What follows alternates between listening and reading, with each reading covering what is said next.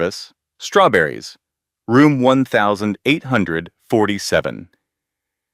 Maggie found the receipt in her husband's pocket, charged to their joint account, on their anniversary. But here's what Derek did not know. When he handed her the divorce papers, with that smug smile on his face, when he told her she was nothing, no family, no money, no leverage.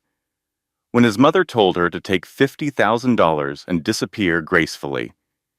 He did not know that the quiet wife he had dismissed for 12 years, the woman he had cheated on, stolen from, made to feel invisible, was the daughter of the richest man on the planet, and her father had just bought his entire company, every share, every asset, every piece of the Whitmore legacy that Derek was so proud of. Gone in a single transaction. When Derek walked into that boardroom, expecting to meet his new boss, he found his wife sitting at the head of the table. The same wife he told to get out in 60 days. The same wife who supposedly had nothing. And when the truth finally hit him, when he realized who she really was, this man who had never kneeled for anyone in his life, dropped to his knees in front of everyone and begged. But by then, it was far too late. This story carries a powerful message for anyone who has ever been made to feel small, who has ever been told they are not enough, who has stayed too long with someone who did not deserve them. Your worth is not determined by how others treat you. The people who dismiss you today may be the same people who need you tomorrow. And sometimes the greatest revenge is simply becoming the person you were always meant to be. Never let anyone convince you that you are nothing, because you never know what hidden strength, what secret power, what unexpected truth is waiting for you to claim it. If this story touched your heart, if you know someone who needs to hear this message, please take a moment to like this video and share it with a friend who might be going through something similar. Subscribe to our channel so you never miss another story that could change your perspective. And drop a comment below. Tell us, have you ever been underestimated by someone who later regretted it? We would love to hear your story. Remember, the best chapters of your life might still be unwritten. Now, let us begin. The Ritz-Carlton, Champagne Service, Strawberries, Room 1847, $347.82, charged to their joint account. Maggie Dawson read the crumpled receipt for the third time, her hands trembling so violently that the paper rustled like dead leaves in an autumn wind. The dryer hummed behind her, filling the laundry room with the scent of lavender fabric softener. Such ordinary things, such an ordinary Tuesday evening, and yet her entire world was collapsing around her, one word at a time. She had found the receipt in the pocket of Derek's gray suit, the one he wore to the Henderson merger meeting last Thursday. The meeting that ran late, the meeting that kept him out until midnight while she waited at home with dinner growing cold on the table. The receipt was dated 3 days ago, their anniversary, their 12th wedding anniversary. Maggie pressed her back against the washing machine. The metal was cold through her thin cotton shirt, grounding her in the present moment when everything else seemed to be floating away.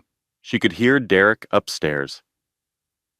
The shower running, him whistling, actually whistling, like a man without a care in the world, like a man who had not spent their anniversary in a hotel room with another woman. She looked at the receipt again, focusing on one detail that seemed to burn brighter than all the others. Strawberries. Derek hated strawberries.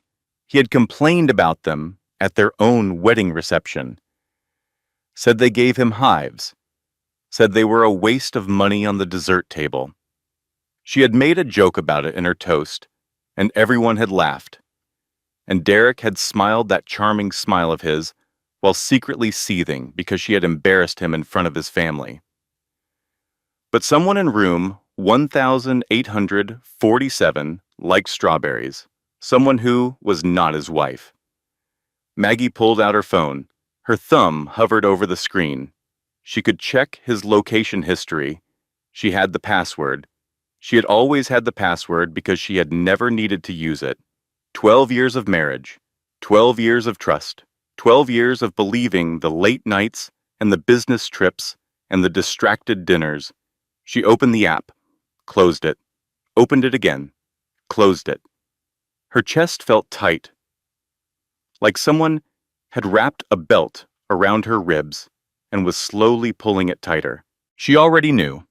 Deep down, in the place where wives always know, she had known for months, maybe years. She had just been refusing to know. The shower turned off upstairs. The whistling stopped. Maggie folded the receipt carefully. She placed it in her pocket. She walked to the kitchen and began preparing dinner like nothing had happened. Salmon, asparagus, wild rice, Derek's favorites, the meal of a good wife, the meal of a woman who had not just found evidence that her husband was sleeping with someone else. Her hands moved automatically, seasoning, preheating, arranging. She had done this 1,000 times. She could do it with her eyes closed. She could do it with her heart breaking into a million pieces. The stairs creaked. Derek appeared in the kitchen doorway. His dark hair was still damp from the shower. He wore the cashmere sweater she had bought him for Christmas, the deep blue one that brought out his eyes. He looked handsome. He always looked handsome. At 45 years old, Derek Whitmore still turned heads wherever he went. That was part of the problem. That had always been part of the problem. He said nothing, just walked to the refrigerator and pulled out a beer, twisted off the cap, took a long drink. Then he leaned against the counter and scrolled through his phone, smiling at something on the screen. The belt around Maggie's ribs tightened another notch. She turned off the stove. She reached into her pocket. She placed the receipt on the marble counter between them. Derek did not look up from his phone. Maggie said his name, quiet, steady, the voice of a woman holding herself together with nothing but willpower. He glanced at the receipt. His expression did not change. Not a flicker of guilt, not a flash of shame, nothing but mild annoyance, like she had interrupted him in the middle of something important. You went through my pockets. It was not a question. It was an accusation. You charged your affair to our joint account. Derek set down his phone, finally meeting her eyes. And what she saw there was worse than guilt, worse than shame. What she saw was irritation, like she was a chore, like her feelings were an inconvenience, like she was wasting his valuable time. Maggie. He sighed the way he always did, that long-suffering exhale that made her feel small and stupid and dramatic. Do not be dramatic. Who is she? Does not matter. He picked up his beer again. Casual. Unbothered. You and I both know this marriage has been over for years. The words hit her like a physical blow. Over. The word tasted like ash in her mouth. You have been sleeping with another woman on our anniversary. And you think I am the one being dramatic? Derek shrugged. Actually shrugged. Like she had asked him about the weather. I have been waiting for you to figure it out, he said. Honestly, Maggie, I thought you would be relieved. This way I do not have to be the bad guy. The bad guy? She almost laughed. Almost. You are already having an affair. You are already the bad guy. Something shifted in his eyes, something cold and calculating. He set down the beer with deliberate care. Her name is Sloane, my assistant. It has been going on for 2 years. 2 years, not 2 months. 2 years. Maggie gripped the edge of the counter. The granite was cold and hard beneath her fingers, the only solid thing in a world that had suddenly turned liquid. And Maggie? Derek's voice softened, almost gentle, almost kind. She is pregnant. We are keeping it. The kitchen tilted. The salmon sat untouched on the stove. The asparagus had gone cold. The wild rice had stuck to the bottom of the pot. And Derek reached into the drawer beside him, the one where they kept takeout menus and batteries and old receipts. He pulled out a manila envelope. Thick, official, heavy with the weight of legal documents. He had hidden it there, in their kitchen, in their home, waiting for this moment. I have already had the papers drawn up. He slid the envelope across the counter toward her.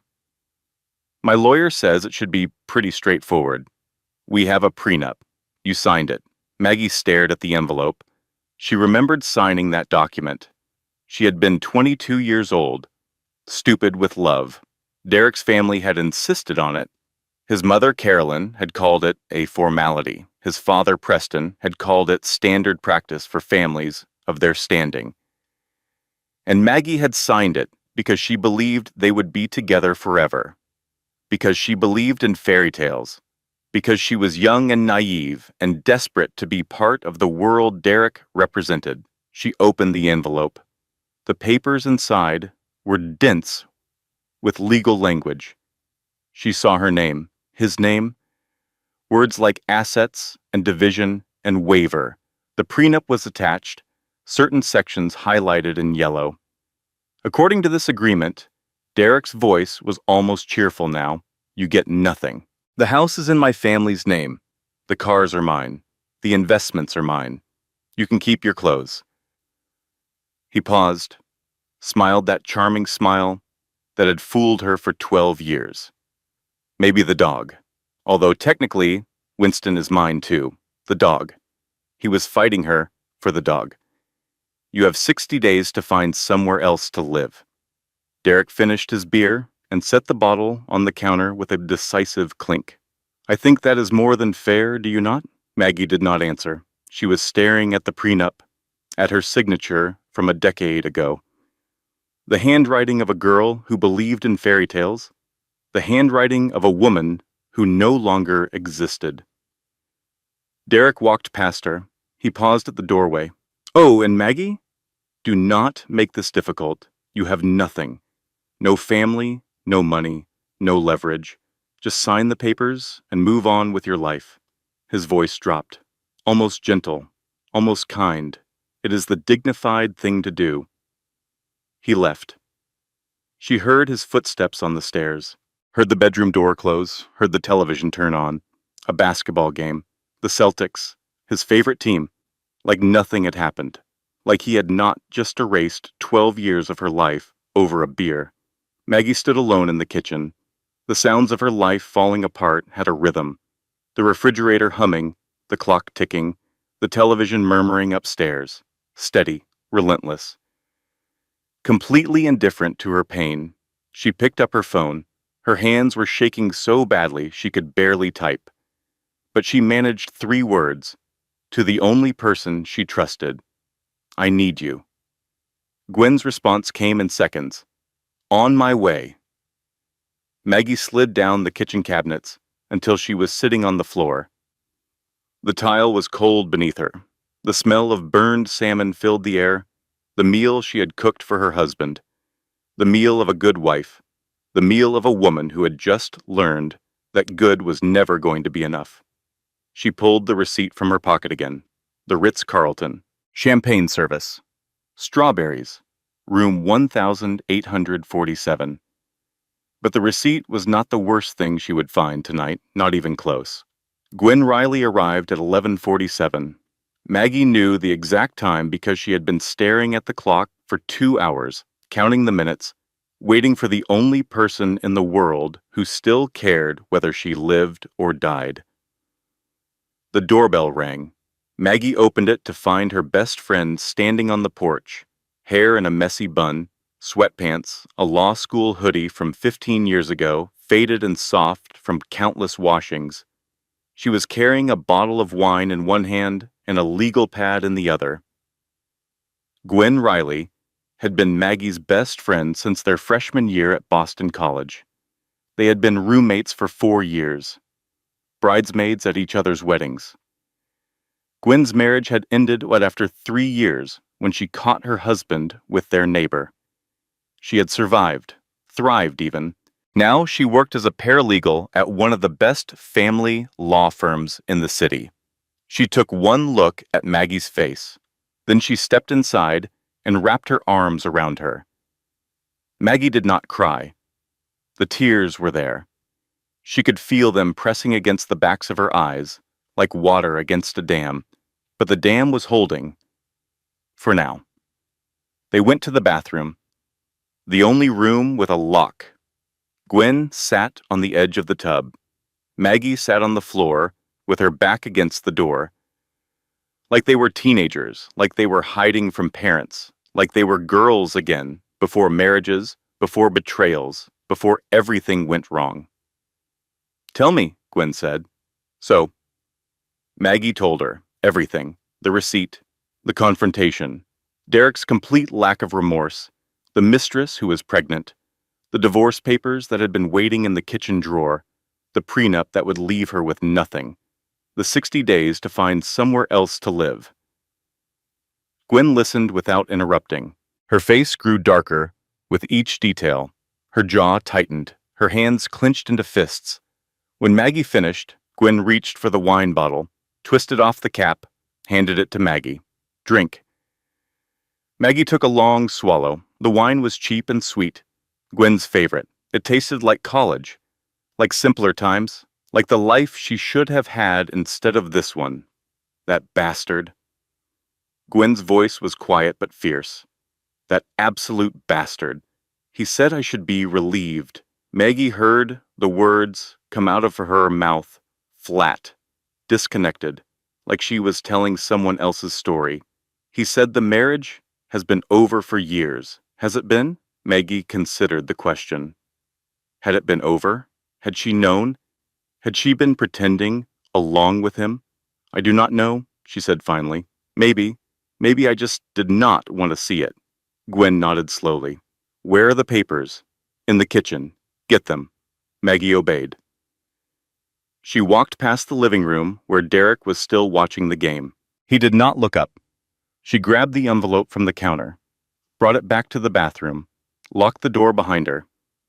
Gwen spread the documents across the bathroom floor. The divorce petition, the asset division, the prenup. She read them carefully, slowly, her paralegal brain analyzing every word. Maggie watched her friend's face, looking for hope, looking for anything that might make this night less terrible than it already was. 10 minutes passed. 15. The basketball game ended in the other room. She heard Derek moving around, then silence. He had gone to bed. Their bed. The bed she would never sleep in again. Gwen looked up. Her expression had changed. Something new in her eyes. Something that looked almost like triumph. "Maggie," she said slowly, "did you actually read this prenup? The whole thing?" "No. I signed it 12 years ago. I never looked at it again." Gwen held up the document. She pointed to a section near the back. Page 37. A paragraph highlighted in yellow. But not the paragraph Derek's lawyer had wanted them to see. A different one, just above it. "Read this." Maggie took the prenup. She squinted at the small print. Legal language, dense and complicated, but one phrase jumped out at her. "In the event of proven infidelity by either party," she read aloud, "this agreement shall be rendered null and void, and the offending party shall forfeit all claims to marital assets." She read it again, then a third time. The words did not change. The infidelity clause. Gwen was grinning now. It is standard in high-end prenups. Rich families include it to protect their precious sons from gold diggers who might cheat on them. "I do not understand." "Maggie." Gwen's voice was patient but excited. "Derek committed adultery. You have proof, the prenup he is so proud of, the one that was supposed to leave you with nothing. It is void. Completely void." The dam broke. Maggie started crying. Really crying.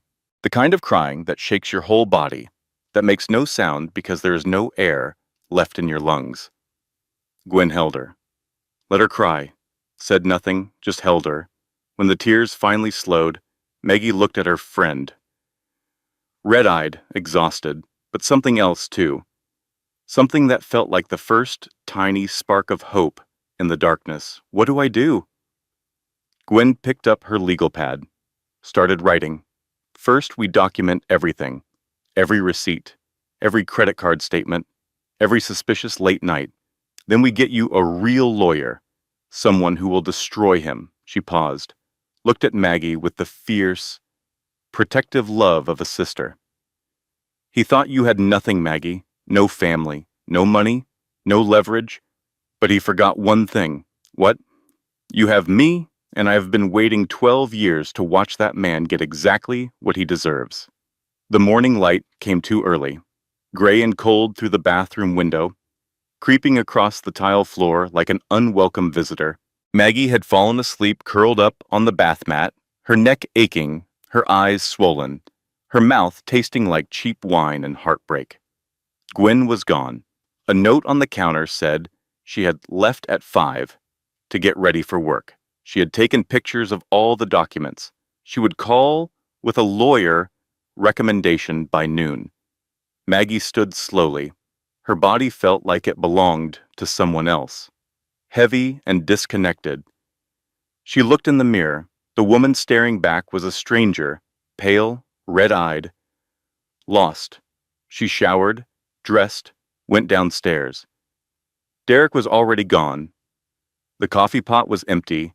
He had made enough for himself and left nothing for her. A small cruelty, one of thousands she had stopped noticing over the years. The way he never refilled her water glass at dinner. The way he changed the channel without asking what she was watching. The way he talked over her at parties, finishing her sentences like she could not be trusted to complete a thought on her own. Her phone buzzed. A text from Derek. I assume you will be out when I get home. Take whatever you need. So casual. So dismissive. Like she was a tenant being evicted, not a wife of 12 years. Not the woman who had given up her career for him. Not the woman who had cooked his meals and hosted his parties and smiled at his horrible mother for over a decade. She did not respond. Instead, she went to his office. The room he kept locked. The room she never entered. The room where he worked late into the night while she slept alone, believing every lie he told her about deadlines and difficult clients and markets that never closed. The door was unlocked. He must have forgotten, or maybe he no longer cared.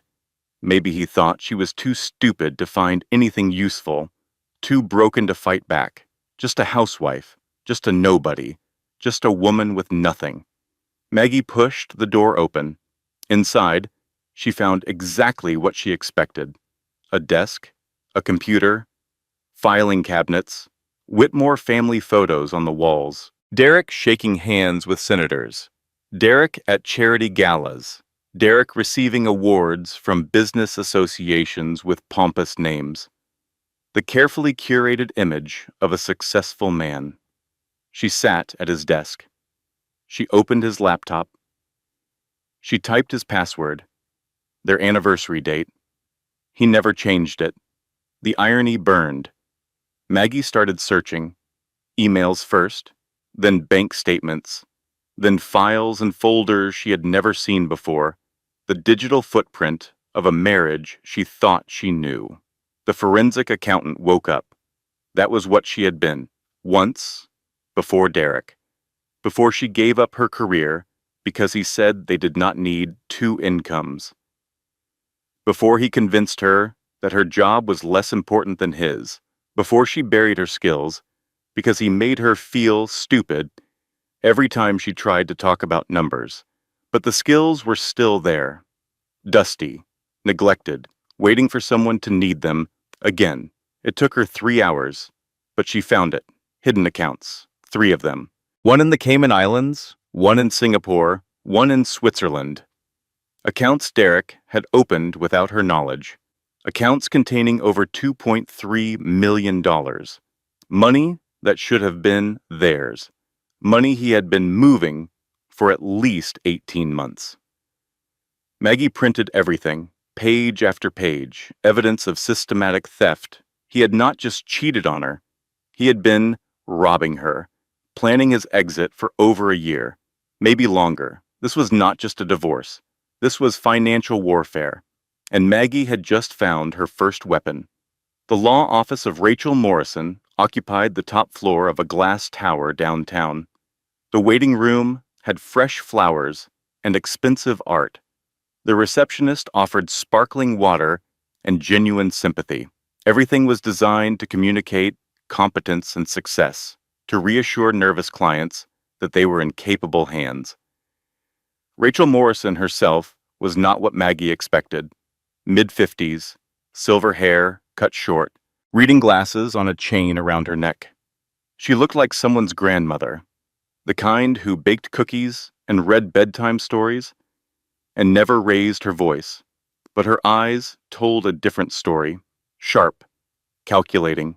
The eyes of a woman who had spent 30 years in family law, who had destroyed countless cheating husbands, who knew exactly how to take apart a man like Derek Whitmore piece by piece. She reviewed the documents for 45 minutes. The prenup, the bank statements, the credit card receipts, the offshore account records Maggie had printed from Derek's computer.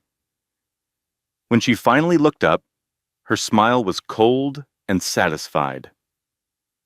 "Mrs. Dawson, your husband has made several significant legal errors, such as..." Rachel removed her glasses. "Set them on the desk with deliberate care. The prenup is void due to the infidelity clause. The offshore accounts constitute hidden marital assets, which is fraud. And this pattern of deception opens him up to punitive damages." She folded her hands. "In short, he is going to give you everything you deserve, and I am going to enjoy making him do it." Maggie should have felt triumphant. Instead, she just felt tired, bone-deep exhausted in a way that had nothing to do with sleep. "I do not want revenge. I just want out." Rachel nodded slowly, understanding in her eyes. "I appreciate that, Mrs. Dawson. But sometimes getting out requires leverage, and right now you have all the leverage in the world." "What do I do next?" "Nothing yet. Let me review everything more carefully. I will have my team verify the offshore accounts, make sure everything is documented properly. In the meantime, do not confront your husband. Do not tell him what you know, and do not sign anything." She stood, extended her hand. "We are going to get through this, Mrs. Dawson. I promise you that." Maggie shook her hand. It was warm and firm, the grip of a woman who kept her promises. She walked out of the office feeling something she had not felt in years. Hope. Small and fragile, like a candle flame in a windstorm, but there. 3 days later, Maggie sat across from Carolyn Whitmore at the country club, the same club that had denied Maggie membership 3 times. The same club where Carolyn had spent a decade looking down on her, making snide comments about her background, her education, her family. Too common, Carolyn had called her once, when she thought Maggie could not hear. Not one of us. Now Maggie was going to enjoy watching that superior smile disappear. Carolyn sat at a corner table, martini in hand, Chanel suit, pearls at her throat, 68 years old and still beautiful in the way only expensive maintenance could achieve. Botox and fillers, and treatments with names Maggie could not pronounce. "Well?" Carolyn's voice dripped with condescension. "You certainly took your time." Maggie sat across from her, ordered nothing. "Derek told you about our conversation." "Of course he did. I am his mother." Carolyn sipped her martini. Her eyes swept over Maggie with the kind of dismissive assessment usually reserved for household staff. "I am terribly sorry about all this, dear. I told Derek not to marry you, you know. You were never one of us. Too common. Too ordinary. I always knew you would disappoint him eventually." Maggie felt the old shame rising. the familiar heat in her cheeks, the urge to apologize, to shrink, to make herself small enough to escape notice. She pushed it down. Is there a point to this, Carolyn? The older woman set down her martini. The mask slipped, just slightly. Beneath the polish and the pearls, there was something harder, something desperate. Sign the papers. Take the $50,000. Disappear gracefully. It is the only power you have left. Maggie leaned forward. Actually, Carolyn, I have changed my mind about having that drink. She signaled a waiter. Ordered the most expensive champagne on the menu. Charged it to Carolyn's account. Your son has been hiding over $2 million in offshore accounts. That is fraud. The prenup has an infidelity clause. It is void. Carolyn's face went pale beneath her makeup. The superior smile vanished. I have documentation of everything. Bank records, wire transfers, emails. Your son made the mistake of thinking I would never look. She stood, picked up her champagne, took a single sip. So no, I will not be signing his papers. I will not be taking $50,000, and I certainly will not be disappearing. She set the glass down with a decisive clink. You should prepare your son, Carolyn, because when my lawyer is finished with him, he will not have a country club to hide in anymore. She walked out, head high, heart pounding. Victory, or so she thought. 2 days later, everything changed. Maggie was in her car when Rachel called. Emergency meeting. Come to the office immediately. The drive downtown felt endless. Traffic crawled. Red lights stretched into eternity. By the time she reached the glass tower, her hands were shaking. Rachel's face told her everything before she spoke. The Whitmores have filed a counterclaim. What kind of counterclaim? Rachel slid a folder across the desk. They are alleging that you had an affair. A man named James Porter has come forward. He claims you have been seeing each other for 8 months. The room tilted. That is insane. I have never even heard that name. Maggie opened the folder. Inside, she found text messages, hotel receipts, photographs of herself with a man she did not recognize. But the photos looked intimate, convincing. Her face, his arm around her waist, a hotel lobby she had never visited. It is all fabricated, she said. Every bit of it. I believe you. Rachel's voice was gentle but firm. But Maggie, it is good fabrication. The texts are from a burner phone registered to a fake name. The hotel receipts match dates when Derek was traveling. The photos are edited professionally. They would require expert analysis to debunk. Maggie stared at the evidence of an affair she never had. They did not just defend themselves, they attacked. When you confronted Carolyn, you showed her your hand. They had 48 hours to create this. Rachel leaned forward. Now both parties have alleged infidelity. The clause essentially cancels out.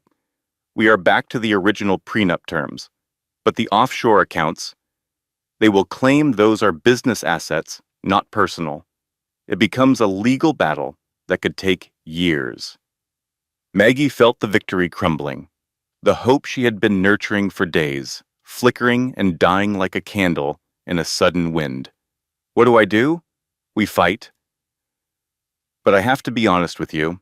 They just made this much, much harder. Maggie could not sleep. She lay in the guest bedroom, staring at the ceiling, her mind racing through possibilities and dead ends. The fabricated affair hung over her like a guillotine blade. Every time she closed her eyes, she saw those photographs, her face, a stranger's arm, a hotel lobby she had never visited. They had created evidence out of thin air. They had turned her from accuser to accused. They had shown her exactly how far they were willing to go to destroy her. But the fake affair proved something else, too. The Whitmores were scared. People who had nothing to hide did not fabricate evidence. People who were confident in their position did not attack before they were attacked. The counterclaim was not just defense, it was desperation, which meant there was something bigger, something they were protecting, something worth all this effort to keep hidden. Maggie got out of bed. It was 3 in the morning. Derek was asleep in the master bedroom, snoring softly, dreaming whatever dreams cheating husbands dream. She crept downstairs to his office. The door was still unlocked.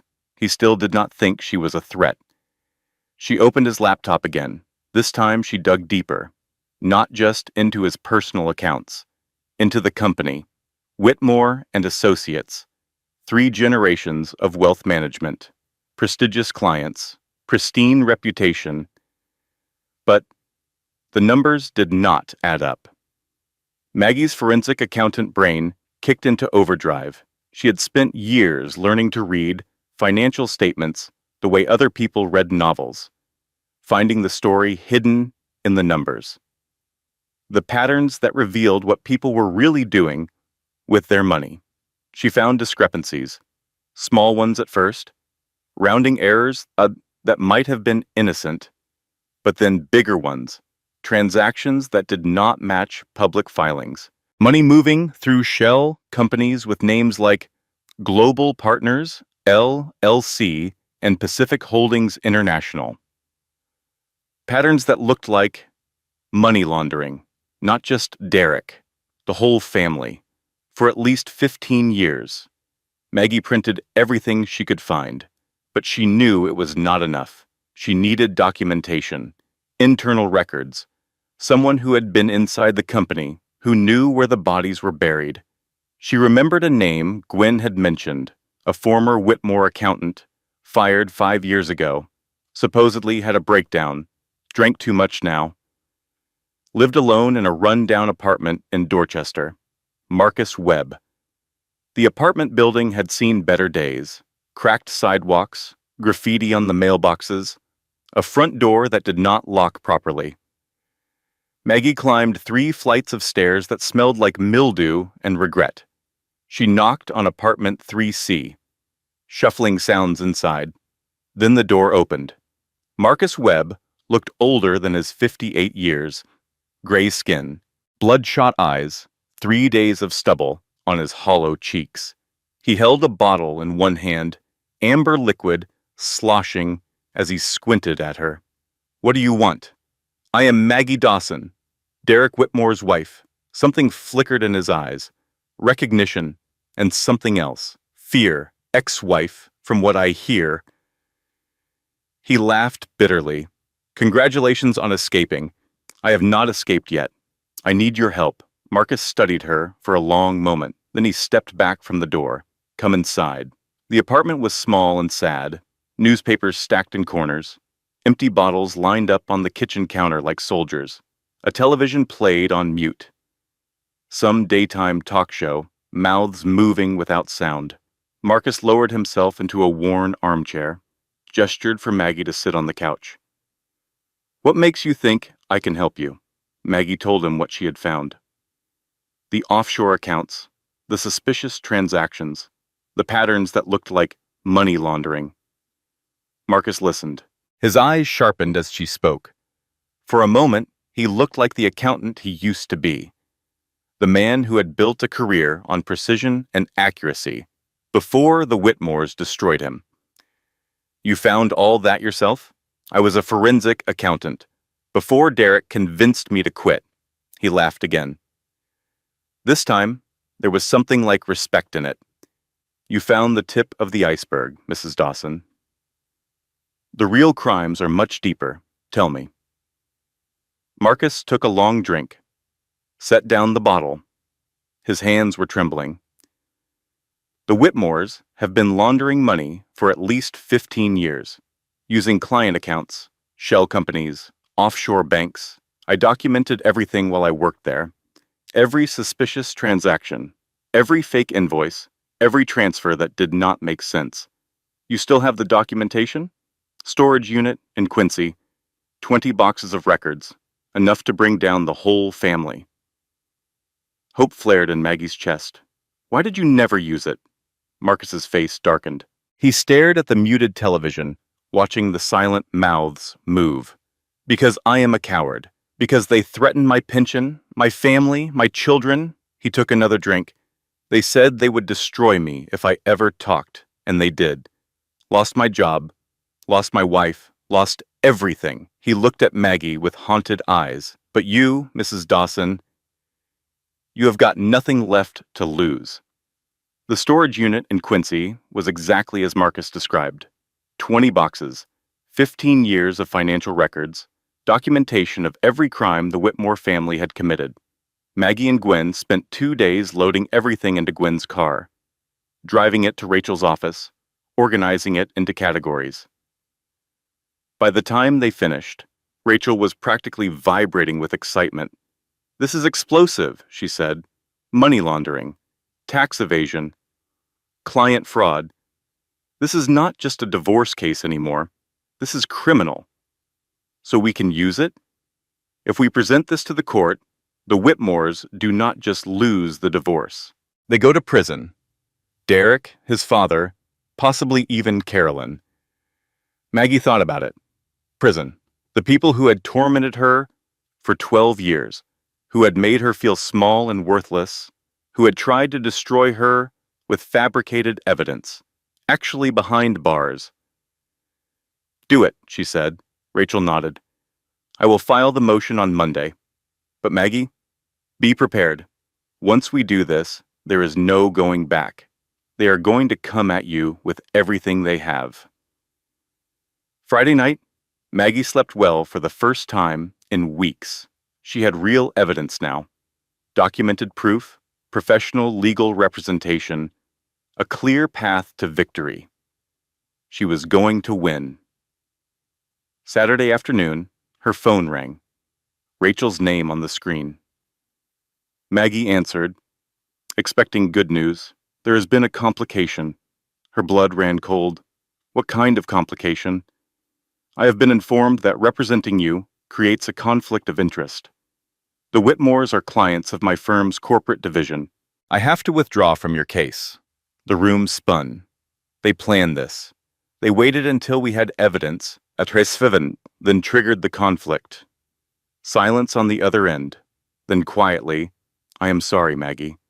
Find another lawyer, a good one, and move fast, because they know what you have now." The line went dead. That night, Maggie drove to the storage unit in Quincy. Gwen was with her. They needed to move the evidence, protect it, before the Whitmores could do something to destroy it. The unit was in a complex of identical metal buildings, row after row of orange doors with padlocks, fluorescent lights buzzing overhead. They found the right unit, number 47. The door was hanging open. Maggie's heart stopped. They stepped inside. The unit had been ransacked. Boxes torn open, papers scattered across the concrete floor. But the important documents, the financial records, the evidence of 15 years of crimes, gone. Every page, every file. Maggie stood in the empty unit, Gwen beside her. Neither spoke. Then Maggie's phone buzzed. Unknown number. She answered. Carolyn's voice, smooth and cold. "Did you really think we were not watching, dear? We have been watching since the day Derek brought you home. We will always be watching." Click. 3 days later, Marcus Webb was found dead in his apartment. Alcohol and pills. Official ruling, suicide. Maggie knew better. The one person who could have testified about the Whitmore crimes. The one person who knew where all the bodies were buried. Gone. And she had nothing left. No lawyer, no evidence, no witness. The Whitmores had destroyed everything. The first catastrophe came on a Tuesday evening. Maggie was washing dishes in the kitchen when the doorbell rang. She dried her hands on a towel, walked to the front door, and found a man in a cheap suit standing on her porch. Behind him, a news van was parked at the curb, a cameraman already filming. "Mrs. Dawson?" The man thrust a microphone toward her face. "I am with Channel 5 News. Would you like to comment on the allegations that you fabricated fraud claims against your husband and his family? I do not know what you are talking about. Our sources say you have been conducting a harassment campaign against the Whitmore family. False accusations of financial crimes, theft of confidential documents, even allegations of attempted extortion. That is not true. None of that is true. Our sources also indicate that you had an affair with a man named James Porter while your husband was traveling for business. Would you like to respond to those accusations? Maggie slammed the door, but it was too late. The camera had been rolling. Her face, panicked and defensive, was already captured on film. That night, the story ran on every local news channel. Whitmore heir, victim of scheming wife. Fraud allegations, fake affair, and a family's heartbreak. The anchors spoke in grave tones about Maggie's alleged crimes. They showed the fabricated photographs of her supposed affair. They played clips of Derek, looking handsome and heartbroken, talking about his betrayal by the woman he trusted. My wife has been lying to me for years, Derek said, his voice cracking with practiced emotion. She stole from my family. She tried to destroy us with false accusations. I only want to move on with my life and protect my unborn child. The story went viral. By morning, Maggie's face was everywhere. Social media, online news sites, even national outlets picked up the story of the wealthy family wronged by their scheming daughter-in-law. She could not leave the house without being recognized, could not go to the grocery store without people whispering and pointing, could not check her email without finding hundreds of messages calling her a gold digger, a cheater, a liar. A woman at Walgreens recognized her from the news, actually spit on her shoes. Cheater, the woman hissed. You should be ashamed. Maggie fled to her car, locked the doors, sat there for an hour, shaking. The second catastrophe came 4 days later. A sheriff's deputy knocked on the door, handed her an envelope. Eviction notice. You have 72 hours to vacate the premises, the deputy said. I am sorry, ma'am. 72 hours? The divorce papers said 60 days. The deputy shrugged. Take it up with the court. Maggie called Rachel, but Rachel was no longer her lawyer. She called 3 other attorneys, but none of them would take her case. Word had spread. The Whitmores had made it clear that anyone who helped Maggie Dawson would face consequences. That afternoon, a tow truck arrived for her car.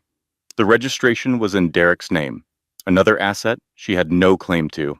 That evening, she received notice that her bank accounts had been frozen, pending investigation into fraud allegations, and then the final blow. Carolyn Whitmore filed a police report. According to the report, Maggie had stolen a family heirloom, a $50,000 diamond necklace that had belonged to Derek's grandmother. Security footage showed Maggie near the safe where the necklace was kept. The footage was edited, of course, manipulated to show something that never happened, but the police did not know that. All they saw was a woman caught on camera, a missing necklace, and a family that wanted to press charges. Criminal charges. Felony theft. Maggie could go to prison. The third catastrophe was the worst of all. Gwen called on the 5th day. She was crying. Carolyn contacted my ex-husband's lawyer. What? They are going to bring up my involvement in your case in my custody hearing. They are saying I participated in your fraud scheme, that I helped you steal documents from the Whitmore Company. Gwen, that is not true. You know that is not true. It does not matter what is true. What matters is what they can make a judge believe. Silence on the line? I could lose Emma, Gwen whispered. My little girl. They are threatening to take my daughter because I helped you. Maggie closed her eyes.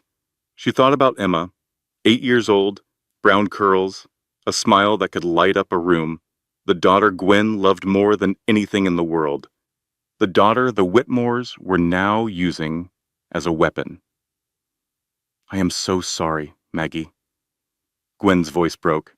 I cannot do this anymore. I have to think about Emma. She is all I have. I understand. I am sorry. I am so sorry. Click. Night fell. Rain hammered the windows. Maggie sat in the kitchen of the house that was no longer hers, surrounded by garbage bags full of clothes, trying to figure out what to do next. She had $847 in cash. Everything else was frozen. She had no car. It had been repossessed. She had no lawyer. No one would take her case. She had no friend. Gwen was gone. Marcus was dead. She had no evidence. The Whitmores had destroyed it all, and she had criminal charges pending, charges that could send her to prison for years. Her phone showed 47 missed calls from unknown numbers. Reporters, probably. Vultures, circling a dying animal. She looked at her contacts. Her thumb hovered over Derek's name. She could call him. Surrender. Take the $50,000 she had refused. Plead guilty to the theft charge in exchange for a lighter sentence. Disappear, like Carolyn wanted. Just give up. Her finger moved closer to the screen. The rain hammered the windshield of her borrowed car. She was sitting in a Walmart parking lot now. Her elderly neighbor, Mrs. Chen, had lent her the car, a 2003 Camry with 100,000 miles on it. Maggie had nowhere else to go. The house eviction was final. Hotels required credit cards she did not have. Shelters asked questions she could not answer. So she sat in a Walmart parking lot at midnight, watching the rain fall, trying to decide whether to give up. Her finger touched Derek's name, and then her phone buzzed. Unknown number. She almost ignored it. Another reporter, another vulture, but something made her answer. Is this Maggie Dawson? A woman's voice. Young, nervous. Who is this? My name is Sloane Mercer. I am the woman sleeping with your husband. Silence. And I think it is time we talked. The diner was called Rosie's, 24 hours, off the highway, the kind of place that served coffee in thick ceramic mugs and asked no questions about why two women were meeting at 11 o'clock at night. Maggie arrived first. She chose a booth in the back corner, away from the windows, away from the other late-night customers, a truck driver eating pie at the counter, a young couple sharing a milkshake, an old man reading a newspaper that was 3 days old. The door opened. Sloane Mercer walked in. She was younger than Maggie expected. 31, according to what Derek had said. Pretty in the way that young professional women are pretty, with tailored clothes and careful makeup and hair that probably cost more per month than Maggie's grocery budget. But something was wrong. Sloane looked tired. Dark circles under her eyes, a tremor in her hands as she slid into the booth across from Maggie. She was scared. Why are you here? Maggie asked. Come to gloat? No, Sloane folded her hands on the table. Her nails were bitten to the quick, nervous habit. Something Derek probably hated. I am not pregnant, she said. Beat. What? The pregnancy. It is fake. I have been lying to Derek for 3 months. Why would you do that? Because I needed him to trust me. To keep me close. To give me access. Access to what? Sloane pulled out her phone. Set it on the table between them. My mother worked for Whitmore and Associates. 20 years ago. She was a bookkeeper. Entry-level position. Nobody important. What happened to her? She discovered what they were doing. The money laundering. The fraud. She found evidence that the Whitmores were stealing from their own clients, moving money through shell companies, hiding assets overseas. Sloane swiped to a photo. A newspaper clipping, yellowed with age. Local woman dies in car accident. 3 weeks after she threatened to go to the authorities. Brake failure, no witnesses. Investigation closed in 48 hours. Maggie stared at the article. At the photo of a woman who looked like an older version of Sloane. Same dark hair, same sharp eyes. They killed your mother. I cannot prove it. Sloane's voice cracked. But I know it was them. And you have been working for Derek to get revenge. 5 years. I got a business degree. I applied to every position at Whitmore and Associates until they finally hired me. I worked my way up to Derek's assistant. I made myself indispensable. I made him fall in love with me. Her voice turned bitter, or whatever passes for love with a man like Derek. So the affair was planned. From the beginning, I needed him to trust me, to let his guard down, to give me access to the information my mother died trying to expose. Maggie sat back in the booth. The coffee in front of her had gone cold. She had not taken a single sip. Why are you telling me this? Sloane swiped to another file on her phone. Because I have everything. Recordings, documents, emails. 5 years of evidence that proves every crime the Whitmore family has ever committed. She turned the phone around so Maggie could see. Video footage. Derek and Carolyn, in his office. The timestamp showed a date from 2 weeks ago. She found the accounts, Derek said in the video. We need to deal with this. Carolyn's voice was ice cold, the same way we dealt with the Webb situation. If necessary, set up the fake affair, destroy her credibility. And if that does not work, Carolyn made a gesture on the screen, drawing a finger across her throat. Maggie's blood turned to ice. They were going to kill me. Still might, if you keep digging. Sloane put the phone away. That is why I am here. I heard about Marcus Webb, and I realized they are cleaning house, getting rid of anyone who could testify. I am probably next. Then why come to me? Why not go to the police yourself? Sloane's smile was bitter and exhausted. Because I am the other woman, the home wrecker, the mistress who faked a pregnancy. Nobody is going to believe a word I say. But you are the wronged wife, the victim, the sympathetic figure in this whole mess. She slid a USB drive across the table. Everything I have gathered. 5 years of evidence, recordings, documents, financial records, enough to destroy them completely. Maggie picked up the drive. It was small, light. It weighed almost nothing in her hand. Why now? Why tonight? Because they are coming for me. I saw the way Carolyn looked at me last week, the same way she looked at my mother before she died, the same way she looked at Marcus before he supposedly killed himself. Sloane stood. Use it, she said. Destroy them, for my mother, for Marcus, for yourself. She walked toward the door, paused. And Maggie, be careful. These people do not lose. They make sure the other side cannot fight anymore. She disappeared into the rain. Maggie spent the night in her car, reviewing Sloane's files on her laptop. The parking lot of a 24-hour Walmart. Rain on the windows, the glow of the screen illuminating her face. It was everything. Recordings of conversations between Derek and Carolyn, discussing how to hide money, how to manipulate accounts, how to silence anyone who threatened them. Financial documents going back 15 years. The same patterns Marcus had described. Money laundering, tax evasion, client fraud. Emails between the Whitmore family and various shell companies, detailing transfers that should never have happened. And the video. The one where Carolyn drew her finger across her throat. The one that proved they had discussed killing Maggie. This was enough. This was more than enough. But something else caught her eye. A document she did not understand at first.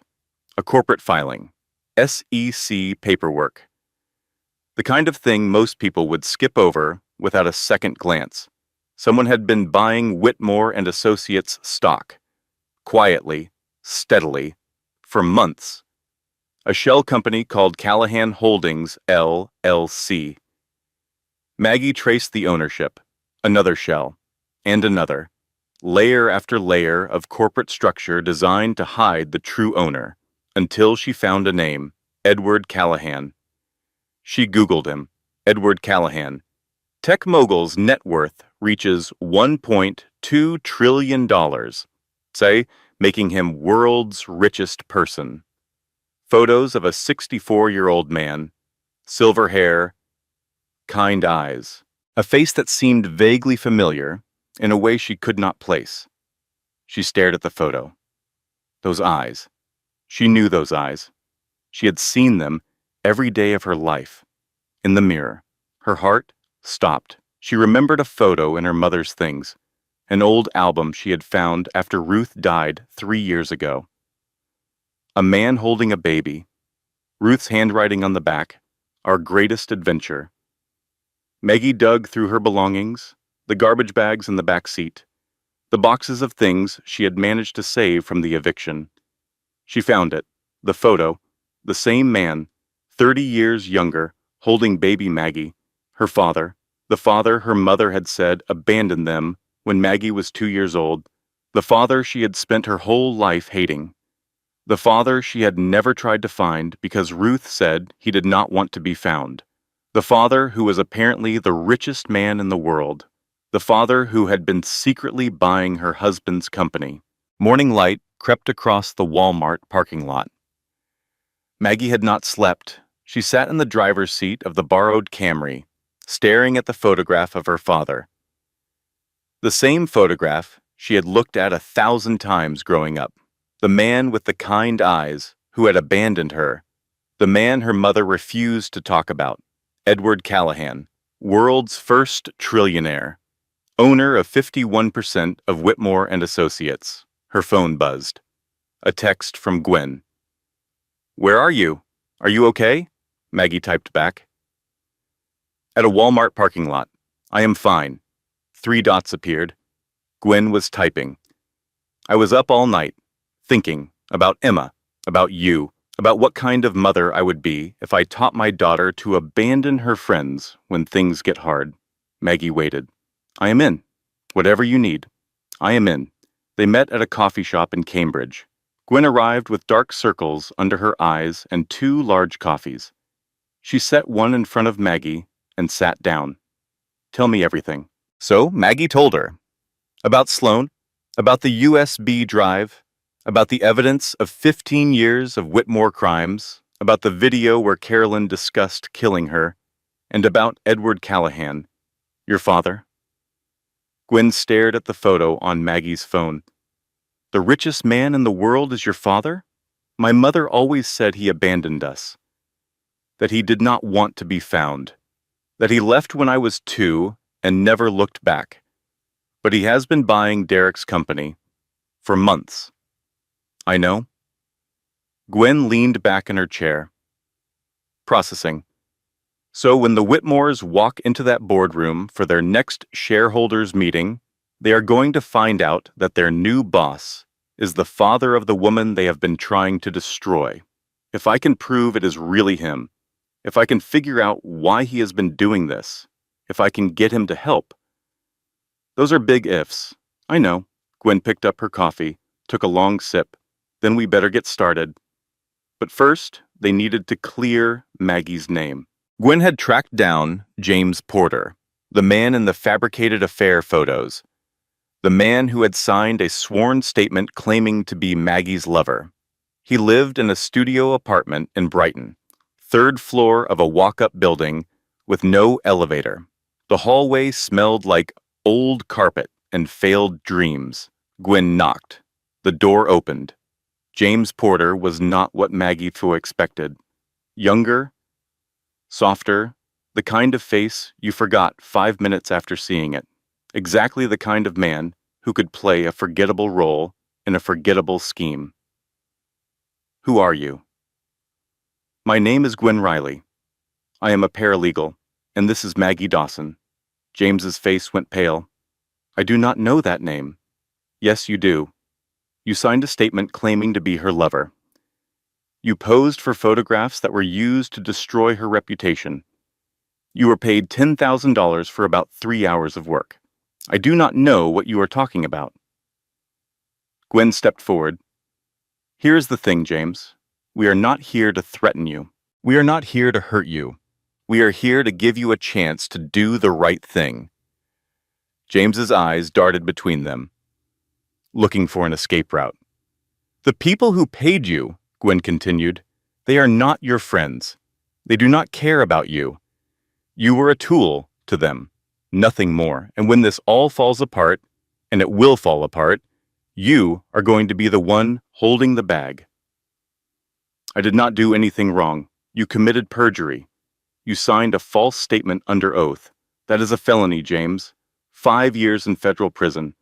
They told me it was for a movie. James's voice cracked. A low-budget thing.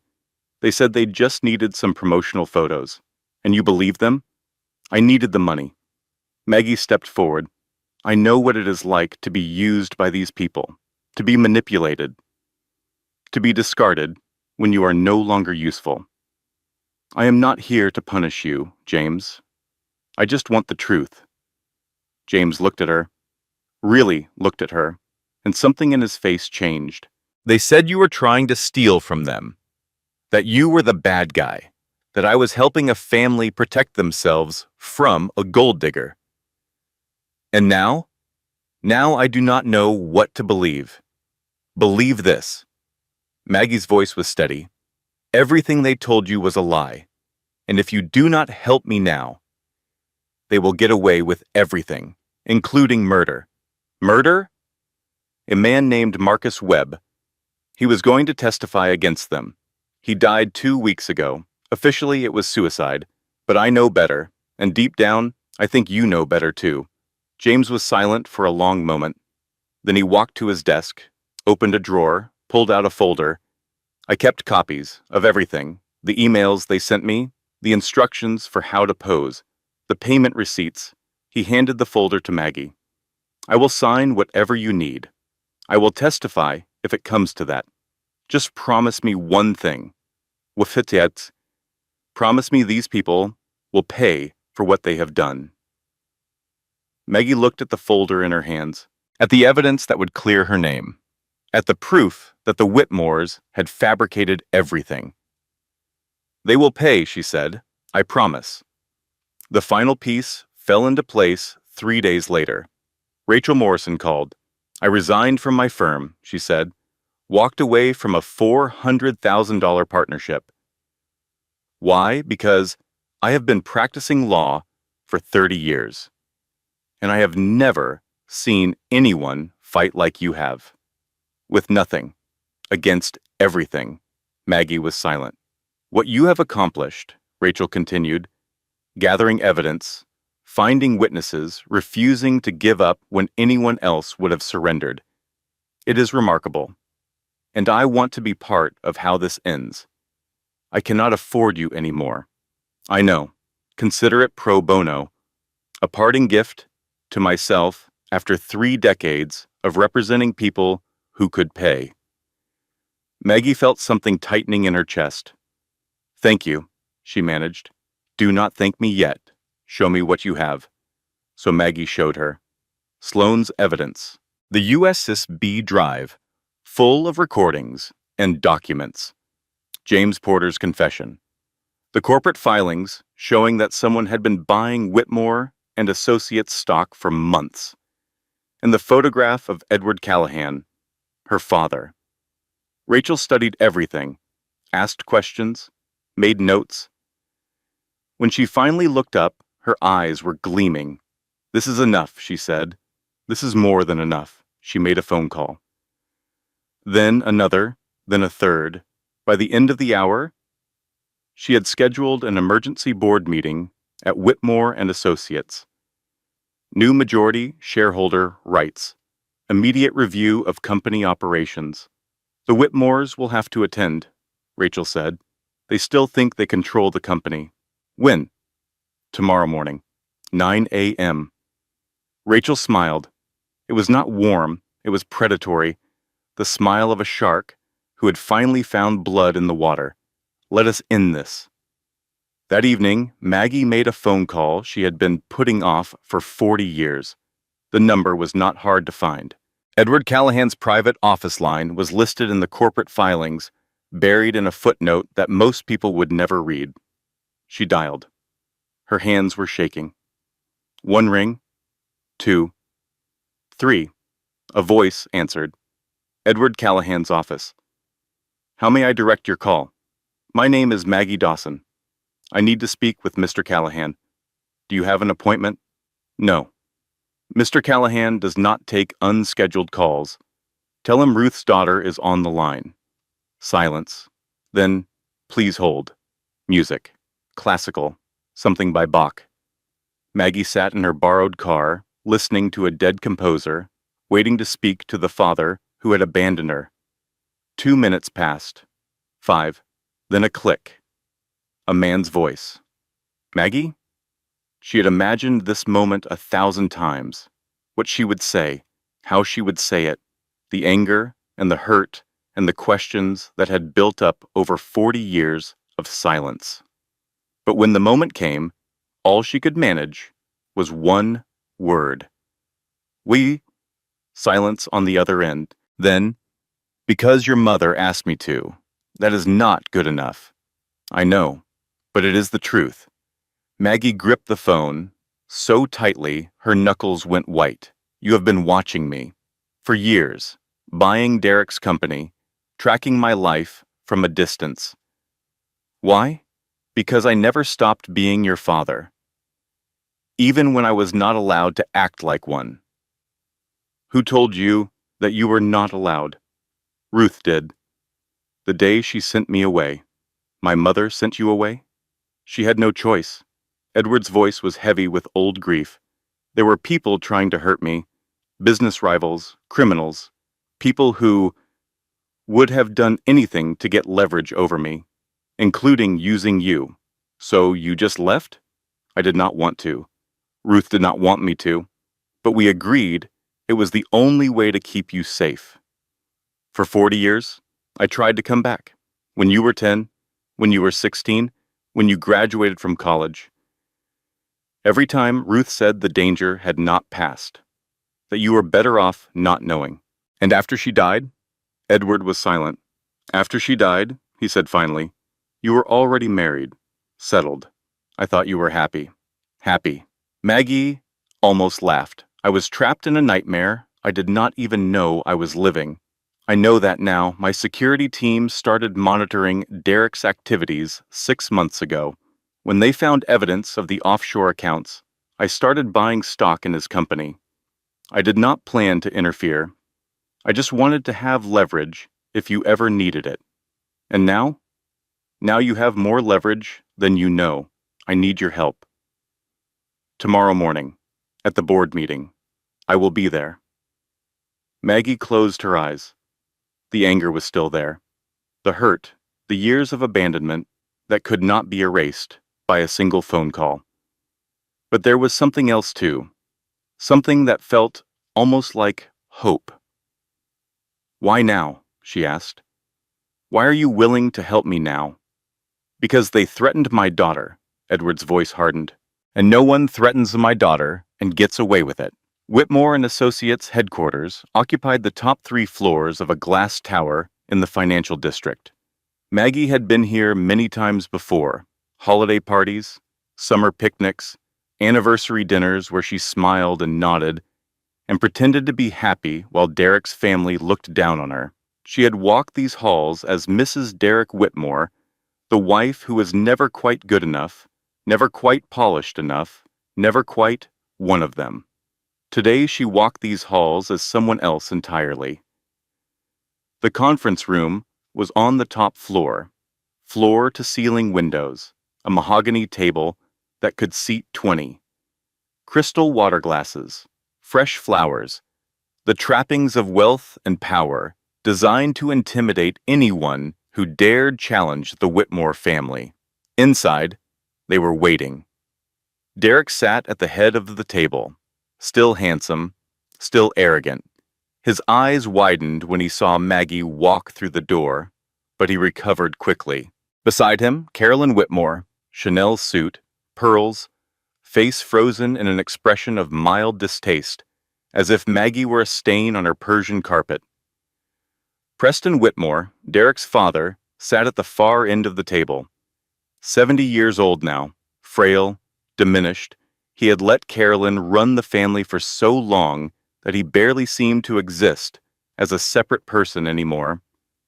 Board members filled the remaining seats, lawyers, accountants, people who had spent their careers protecting the Whitmore legacy. They all looked up when Maggie entered. Derek laughed. "Maggie, this is a private meeting. Security, I am a shareholder," Maggie said calmly. "As of 6 o'clock this morning, I own 51% of this company." Dead silence. "That is impossible." Carolyn's voice was sharp. "The majority stake was purchased by a holding company, Callahan Holdings, which is owned by Edward Callahan." She stepped aside. A man walked through the door behind her. Silver hair, kind eyes. The richest man in the world. "Who is standing right behind me?" Maggie finished. Carolyn's face went white. Preston squinted, leaned forward. "Wait, I know you. You are Edward, Ruth's Edward." "Hello, Preston. It has been 30 years. Derek looked between them, confused, frightened, the mask of confidence slipping. "Who is this?" Maggie turned to face her husband. "This is my father, Derek. The father I thought abandoned me. The father my mother sent away to protect me. The father who apparently spent the last 3 decades becoming a trillionaire." She let that sink in. "The father who bought your company 6 weeks ago because he heard what you were doing to me." Derek's mouth opened, closed, opened again. No sound came out. Carolyn tried to recover, her voice steady even as her hands trembled. "This changes nothing. The divorce proceedings are ongoing. The evidence of your misconduct speaks for itself. The divorce proceedings are over." Rachel Morrison stepped forward, Gwen beside her, both carrying folders thick with documentation. "We have video evidence of you and your son discussing dealing with my client the same way you dealt with Marcus Webb. That is hearsay. Completely inadmissible. We have sworn testimony that the affair allegations against my client were fabricated by an actor named James Porter, who was paid $10,000 by your family." Carolyn's jaw tightened. "And we have 15 years of financial records." Rachel set a thick folder on the table. "Money laundering, tax evasion, client fraud, all documented, all verified, all admissible in federal court." She placed a thumb drive on the table beside the folder. "This goes to the FBI in 48 hours. Unless what?" Derek finally found his voice. It was shaking. Maggie spoke. "Unless you sign the divorce papers, the real ones. Fair division of marital assets, not the fake numbers you have been showing the court. The real accounts. All of them." Derek stared at her. "And you will publicly retract the affair allegations. Apologize for the fabrications. Clear my name," Rachel added.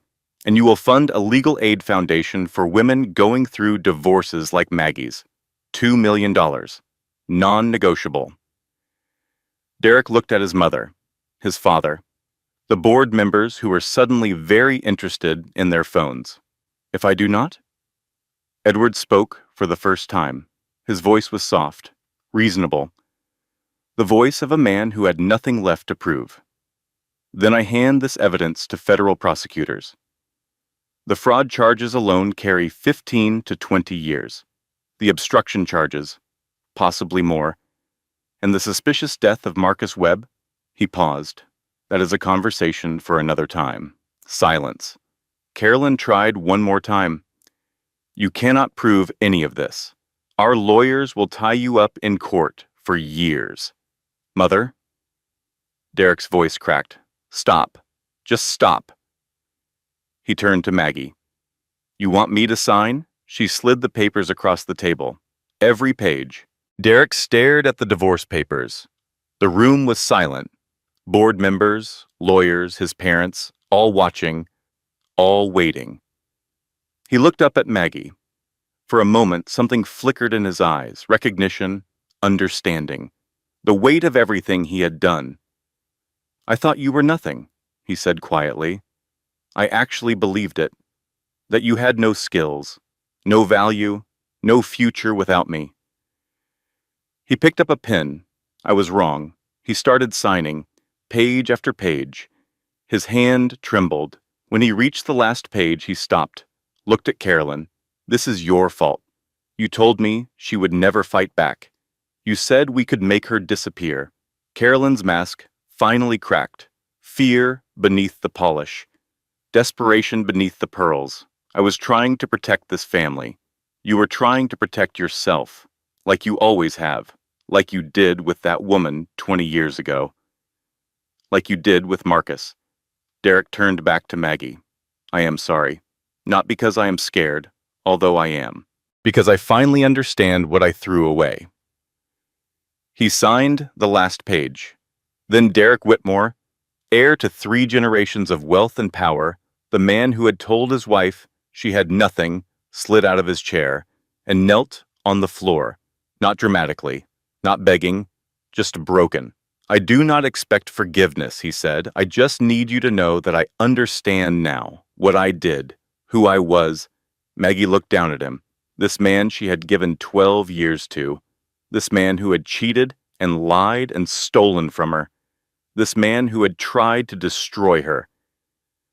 She felt nothing. No triumph, no satisfaction, no vindication, just the calm certainty of a chapter finally closing. "Goodbye, Derek." She picked up the signed papers and walked out.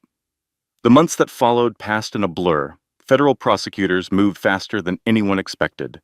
Within weeks, Derek Whitmore was indicted on 12 counts of financial fraud and money laundering. The evidence was overwhelming.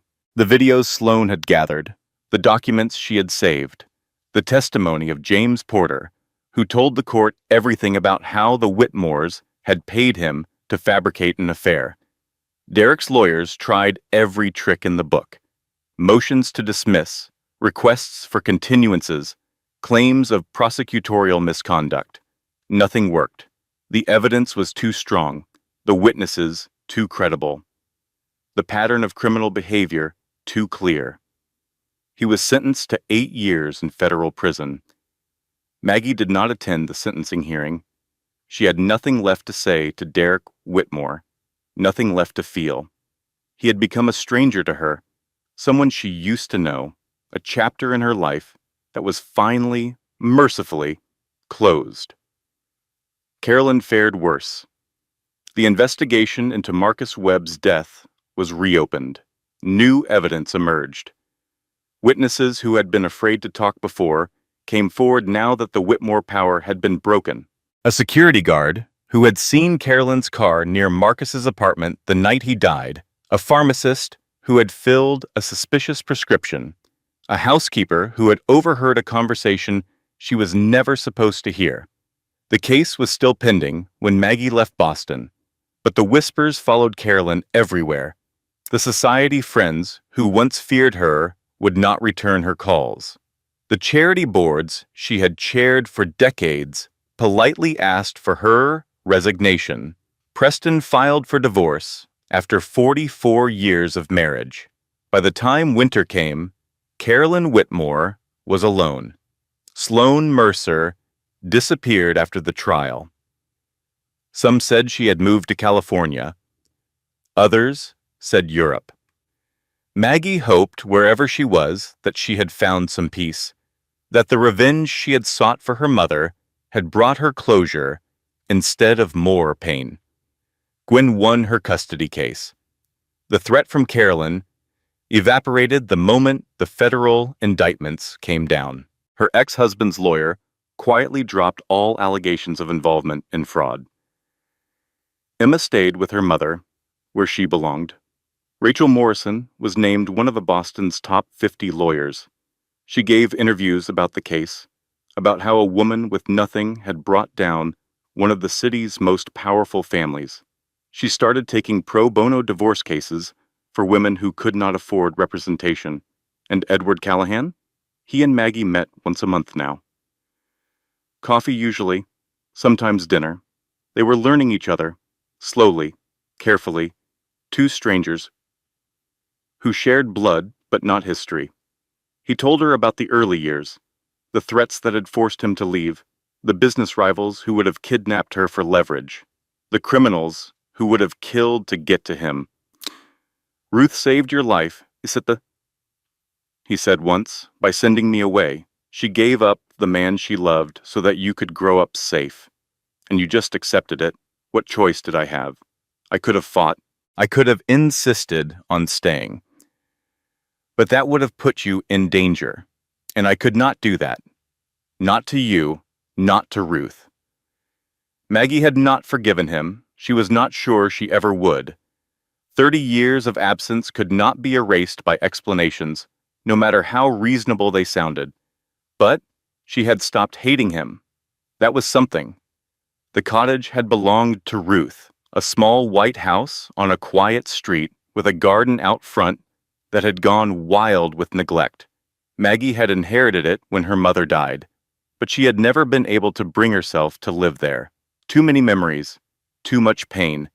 Now she spent every weekend working on it, painting walls, fixing gutters, replanting the garden her mother had loved, turning the cottage into a home again. She kept Ruth's chair by the window, the old armchair where her mother used to sit and read, watching the world go by. Maggie sat there sometimes, in the evenings, drinking tea and thinking about everything that had happened. On the mantel, 3 photographs. Ruth and Maggie at college graduation, both smiling, both hopeful, neither knowing what the future would bring. Edward and Ruth, young and in love, holding baby Maggie, the photograph that had started everything, the clue that had led her to her father. Maggie alone, standing in front of a new office building, a sign on the door reading, "The Dawson Foundation, Legal Aid for Survivors." That was her life now. She had taken the money from the divorce settlement, far more than the $50,000 Derek had originally offered, and put it to use, hiring lawyers, training advocates, building a network of support for women going through what she had gone through: financial abuse, gaslighting, husbands who hid assets and destroyed credibility. She knew all the tricks now. She had survived all the tactics, and she used that knowledge to help others. Not with billions, not with the power of a trillionaire father, with knowledge, with documentation, with the refusal to disappear quietly. That was the real victory, she had realized. Not the money, not the revenge. Not watching Derek kneel on the floor of that boardroom. The real victory was becoming the person she was always meant to be. 1 year later, autumn in Massachusetts, the leaves turning red and gold, the air crisp with the promise of winter, the kind of day Ruth had always loved, the kind she called the world putting on its best dress before going to sleep. Maggie sat in Ruth's chair by the window, a cup of tea warming her hands. Outside, the garden she had replanted was beautiful. Different from what her mother had grown, but beautiful in its own way. A new garden for a new life. Her phone buzzed, a message from a client named Sarah, Mrs. Dawson. "I just wanted you to know. I got the settlement.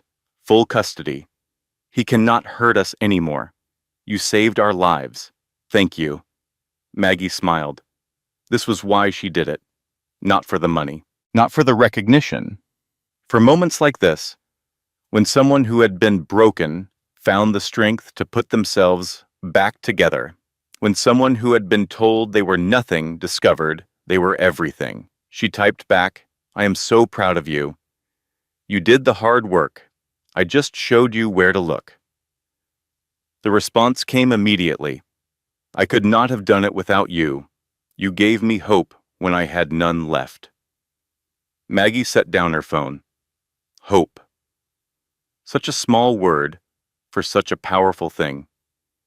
She remembered sitting in that Walmart parking lot, rain on the windshield, her thumb hovering over Derek's name, ready to give up, ready to surrender, ready to accept that she was nothing, just like he had always told her.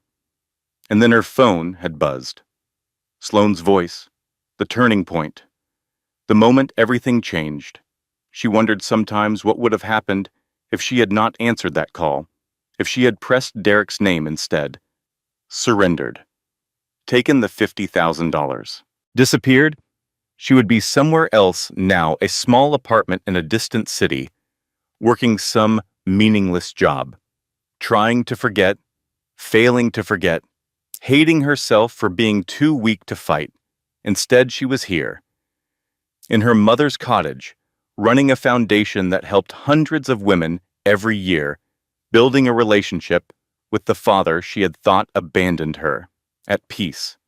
The doorbell rang. Maggie set down her tea and went to answer it. A young woman stood on the porch, mid-30s, dark circles under her eyes, a bruise on her cheek that makeup could not quite hide. She was shaking. "Mrs. Dawson?" "Yes. My name is Jennifer.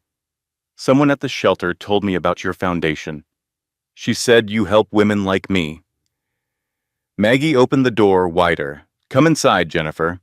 They sat in the living room, Jennifer on the couch, Maggie in Ruth's chair, the sunlight streaming through the windows, warm and golden. "Tell me everything," Maggie said. So Jennifer told her. A husband who controlled every aspect of her life. Money she was not allowed to access, friends she was not allowed to see. A prenup she had signed without reading, believing she was marrying the man of her dreams. It sounded familiar. It sounded like Maggie's own story, from what felt like a lifetime ago. When Jennifer finished, she looked at Maggie with desperate eyes. "Can you help me?" Maggie thought about everything she had learned, the tricks cheating husbands used, the lies they told, the ways they made their wives feel small and stupid and worthless. She thought about the forensic accounting skills she had rediscovered, the legal knowledge she had gained, the network of lawyers and advocates she had built. "Yes," she said, "I can help you." She handed Jennifer a card. "Call this number. Ask for Gwen. She will take care of everything." Jennifer took the card, looked at it, started to cry. "Thank you. Thank you so much." "You do not need to thank me." Maggie's voice was gentle. "You just need to fight, and I will be right beside you the whole way." Jennifer nodded, wiped her eyes, stood to leave. At the door, she paused. "Why do you do this? Help strangers like me?" Maggie thought about the question. "Because a year ago, I was you, alone, scared, convinced I was nothing. And someone helped me, showed me that I was stronger than I knew, gave me a chance to become who I was meant to be." She smiled. "I am just passing it on." That evening, Maggie sat in Ruth's chair, tea in hand, rain on the windows, the cottage warm and quiet around her. She thought about Derek. He was in federal prison now, 3 years into his 8-year sentence. She had heard from Gwen that he had tried to appeal, tried to get his sentence reduced, tried everything his lawyers could think of. Nothing had worked. She did not hate him anymore. She was not sure she felt anything about him at all. He was just a stranger now, someone she used to know, a chapter in her life that was over. She thought about Carolyn, still alone, still under investigation, still waiting to find out if she would face charges for Marcus Webb's death. The woman who had spent 40 years terrorizing everyone around her, now abandoned by everyone she had ever known. She thought about Sloane, wherever she was, whatever she was doing.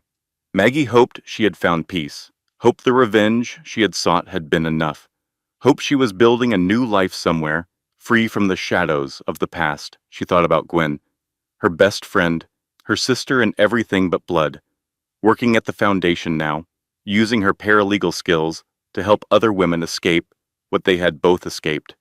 Emma was 10 years old now, growing up strong and confident and loved. She thought about Rachel, still fighting, still winning, still taking on cases that mattered. She thought about Edward, her father, the richest man in the world, the stranger who was slowly becoming family. They had lunch planned for next week, a new restaurant he wanted to try. They would talk about nothing important, and it would be enough. She thought about Ruth, her mother, the woman who had kept secrets to protect her daughter, the woman who had given up the man she loved so that Maggie could grow up safe, the woman whose chair Maggie sat in now, whose garden she tended, whose legacy she carried forward. "I hope you are proud of me, Mom," Maggie whispered. "I hope you can see what I have become." The rain continued to fall. The cottage was warm. The world outside was full of women who needed help.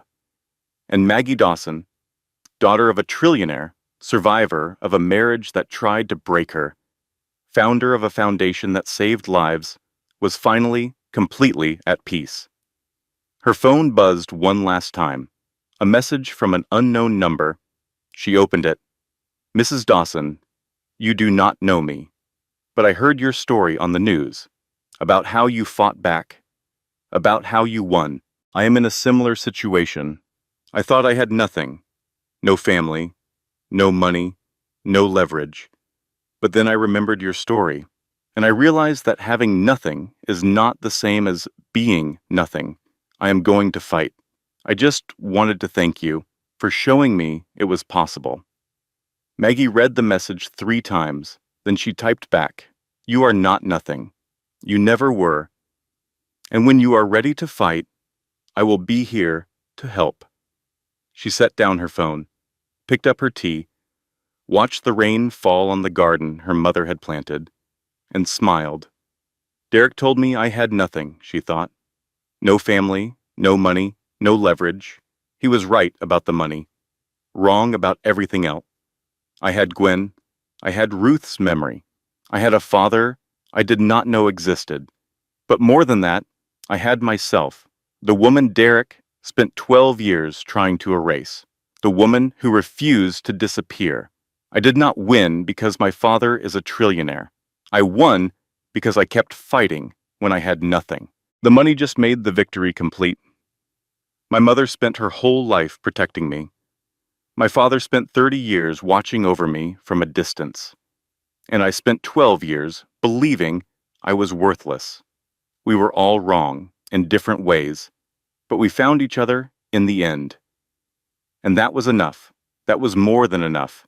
This content was carefully researched, developed, and manually edited by our team to deliver meaningful stories with valuable life lessons. Every narrative is crafted to entertain, inspire, and empower our audience. We believe that great stories can change lives, and we are committed to bringing you content that matters. Thank you for being part of our community.